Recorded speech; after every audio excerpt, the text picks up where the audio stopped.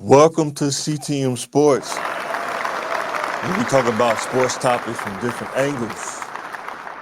Thanks everybody who's been hitting the like button. Thanks for everybody who's been hitting the subscribe button. Keep supporting the channel, help us grow. Be sure to check out the Thinking Game podcast.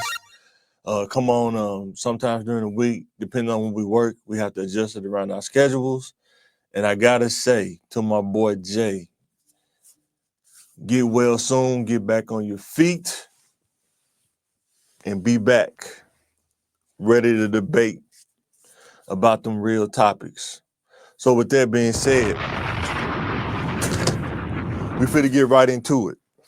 And before I talk about the basketball side, I want to talk about this. I want to really explain to people, especially for us regular people, how this works.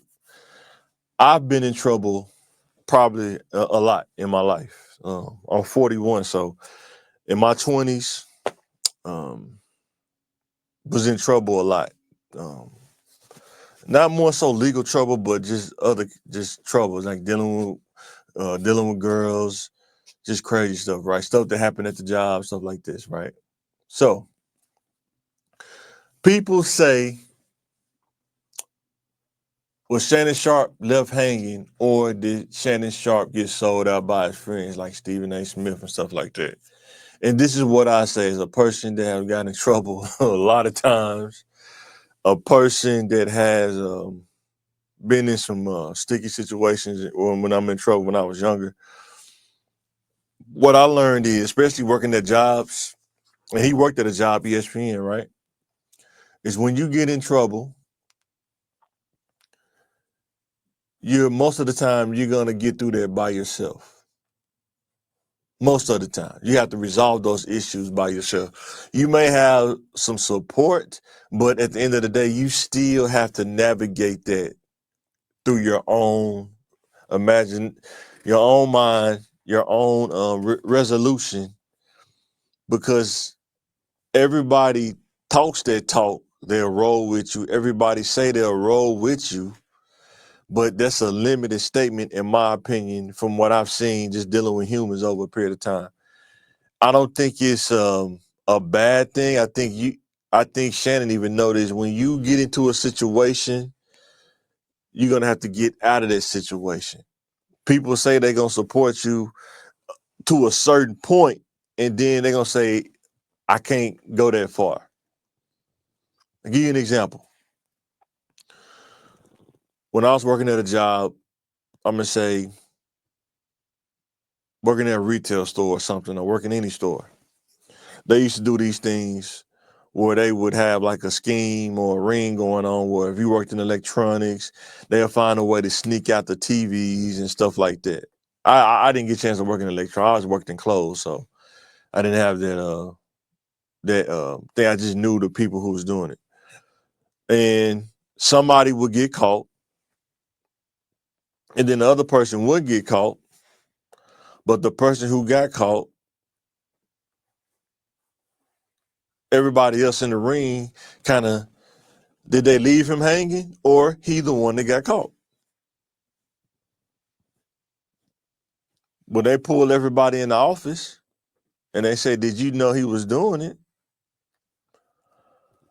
They may not say, yes, I knew he was doing it, but they also not going to put their job on the line for another person. And that's what I'm saying. People will say, I'm rolling with you. You the home team. You my dog. But nobody, no man is going to put his job on the line for another man. Very few, very rare dudes would do that. But as you move up in the corporate world, it's less and less people that you will find that'll do that. If any, nobody will put their job on the line. And when you understand that, you realize that when you leave your house, you leave your family, your kids, your spouse, or it's just you, like Shannon, leave the house. He is Shannon Sharpe, and he has to take care of Shannon Sharpe, period. Shannon Sharpe got in it. Shannon Sharpe got to get out of it. Just like Stephen A. said, he had a meeting with them at ESPN, and those meetings happen. And guess what? You get Stephen A. get put in a situation. This is just my opinion. You get put in a situation where is his position or your position. How does that happen? If you vouch for him, you can put your position on the line as well as his. Stephen A. just got a contract of $20 million to be on the air. Do you think that he's going to risk that on something that Shannon Sharpe got himself in? Just think about that for a minute. Do you think he's going to risk that $20 million for something that Shannon got himself in and he gonna get himself out of? I'm not saying he's guilty or not guilty. What I'm saying is when you work for companies and businesses, public relations is a real thing. And you have to be careful about how you move.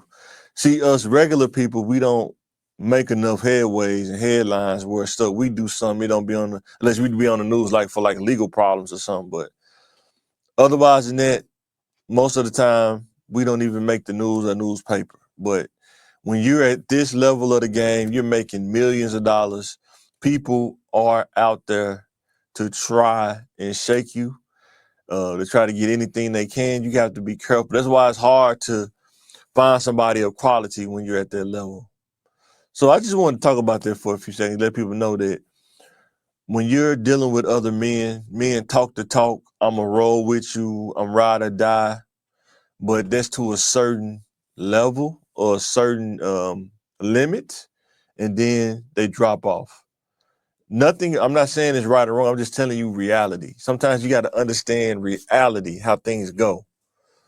Because if you go in being naive or you go in thinking, oh man, he got my back, he gonna roll with me, you're gonna be sadly mistaken. You're gonna see situations like this. No man is going to risk his livelihood for the actions of what another man do, period. And it's very rare if somebody do. It's very rare, very rare. So with that being said, we're gonna go. Lakers flushed, eliminated by the Timberwolves. I've been saying this. The Lakers, they didn't have enough depth on the bench. They wore down as the series went along. And the Timberwolves just had more depth, more youth, and more athleticism than the Lakers had.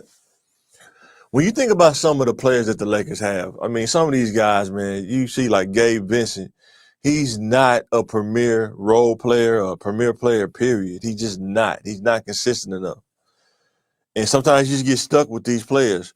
Rui Hachimura, he got a nice name. It sounds like a cool name, but how many years is this dude gonna take to show you that this dude is, that's the wrong button, that this dude need to be flushed, man? How many years is it gonna take? They didn't have a center, so you can pretty much dominate the inside, and that's what Timberwolves did. Plus, different games, different role players stepped up. The Lakers did not have that role player contribution. Sure, they had Austin Rivers, but guess what? He was gassed as well. The playoffs is one of the most challenging things because you have to keep playing the same team, and it's a challenge of your mental and physical ability to endure the only 1 day of rest between games and having to play the same team. They know what you're going to do the next game. And then if you don't have enough, that's going to show. This last game, they only scored 94 points. I'm saying in order for them to get deep in the play, you got to score more points than that. That's just my opinion. The Lakers just didn't have enough. And the playoffs showed you that. They did not have enough. It's just reality. Whether you're a fan, whether you're not a fan, it's just reality from a X's and O's standpoint. They didn't have enough. So, the real question, who gets the hit on this? JJ Redick or Rob Pelinka? JJ Redick played LeBron and Luka majority of the, I think all of the second half. The game, not this game, but the game before that. So that says he don't trust his bench. And can you really blame him? Like Gabe Vincent, them other guys, they're stuck with a bad team when they traded for. They didn't know they was going to get JJ Redick. In my opinion, they didn't know that was going to happen. That was like the most craziest deal. But also, they still didn't have the pieces when they traded Anthony Davis away. They didn't even have him while he was there. It was really LeBron and Anthony Davis carrying that team. Then you trade away Anthony Davis and bring in a guard. Now it's more guard play than it is big man, and this is what you get. And not having the depth coming off the bench, this is what you get. You get eliminated. I think JJ Redick is going to have to take some criticism on this. He can't be all sensitive and stuff like that, being all sensitive and stuff. And I think Rob Pelinka is in his head, in my opinion. I think he's working on a scheme to get LeBron up out of there. If LeBron don't retire, I wouldn't be surprised if he's trying to scheme LeBron up out of there. He's trying to really give Luka the keys so it makes him look good. But they both got to take a hit on this because Rob Pelinka, he should have gotten a cent. He should know that as a GM, you're missing that piece, or they knew that they weren't going to get past the Timberwolves in the first round. Let me know in the comments. Do you think the Lakers organization upstairs knew that this is the team we have? We can't make any more deals. We're probably not going to get past the first round of playoffs, and we have to be okay with that. Do you think that was the sentiment in the front office of the Lakers? Let me know in the comments. My next topic is the Rockets stay alive. Finally, Van Vliet showing out. Finally, Dylan Brooks starting to hit some threes and jumpers. Finally, Green. This happens with young teams. They up and down, up and down, up and down. But when they up, they up. And when they down, they down. So the question is, are the Warriors' age becoming a factor? You know something going on when Stephen Curry getting the ball ripped, even though he got a bad thumb, but he's getting the ball ripped from him.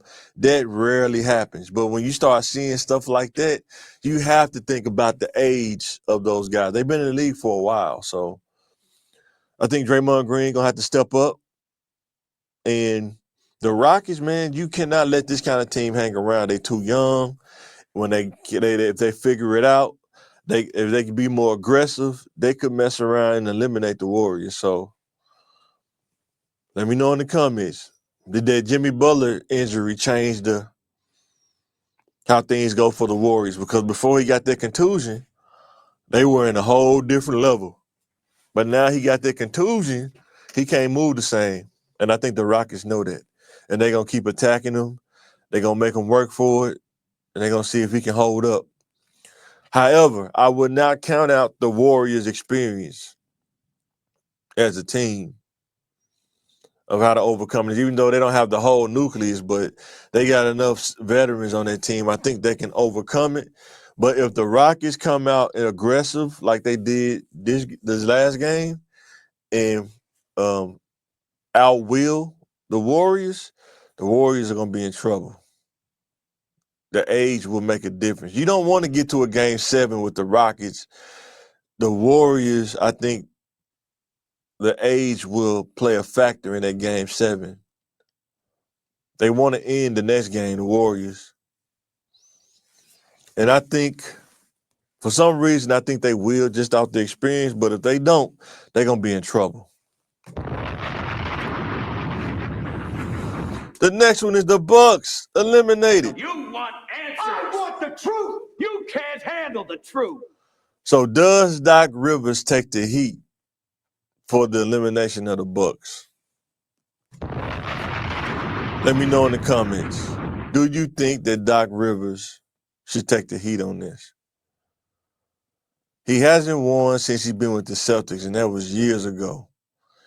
And he was close with the Clippers, kind of close with the 76ers.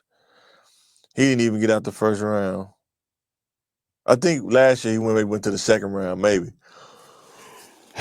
No, he got eliminated the first round too. So, with that being said, does he take the heat on this? Something with Doc Rivers, man, something ain't resonating with the players anymore. I don't know if it's just a generation change. His coaching style hasn't changed. Something ain't hitting right. Or it's like some kind of bad aura about him, man. It's like either some weird injury happens with his players, or it's like the lineups just don't click. Or he plays the wrong players with the wrong lineup. Some people say he should have been starting Bobby Portis instead of Lopez. I agree. Lopez is old. He busted right now. He'll bust down pretty much, man. They told me bust down my AP. Perfect time, man. He'll bust down. You got to get rid of Lopez. Man, shout out to Giannis, man. He played the best game you could play. Did one mistake. Sometimes, y'all, just one can change the whole. It can happen. Forgot old boy name. Was it Jackson? One of them, but man, the ball went through his hands, man. He had a great game too, man. Just hated for him, man. But let me know in the comments, does Doc Rivers take the heat for the elimination of the Bucs? Let me know. I think that he will take some of the heat. I don't know if they're going to fire him or not, because I don't know if there's a lot of coaches out there that's available. But they got to be kicking themselves in the tail because they fired, was it Adrian Foster? Forgot his name like that. The coach that was there before Doc. They should have kept him, man. Tell the players you're going to play with this coach and you're going to like it. You know what I'm saying? So, but let me know in the comments what you think. Thanks for watching CTM Sports. I didn't want to be too long. Just wanted to talk about these few little things. Thanks for watching.